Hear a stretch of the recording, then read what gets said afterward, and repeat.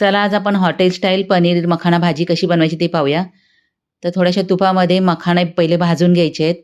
एक मोठा कांदा मोठा कापून त्याचा कलर चेंज होईपर्यंत परतून घ्यायचा आहे.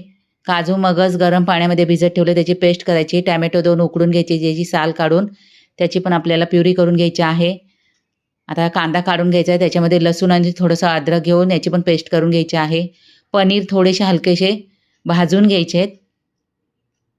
त्याच्यानंतर अख्खे मसाले टाकायचे आहेत आणि त्याच्यात वाटलेला कांदा टाकून घ्यायचा आहे. त्याच्यानंतर टॅमॅटो प्युरी टाकायची आहे. याच्यामध्येच आता मसाले ॲड करून घ्यायचे आहेत. तर हळद पावडर, धना पावडर, जिरा पावडर, मिरची पावडर, मीठ चवीनुसार, किचन किंग मसाला.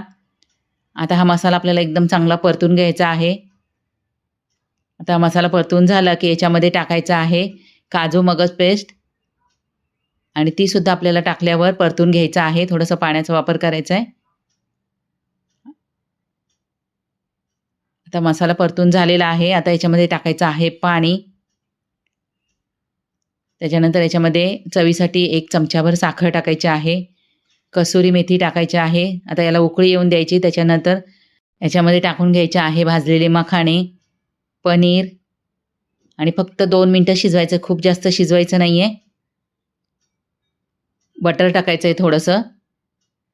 बटर नसेल तर थोडंसं तूप टाका. त्याच्यानंतर फ्रेश क्रीम टाकली आहे. मस्त आपली भाजी तयार.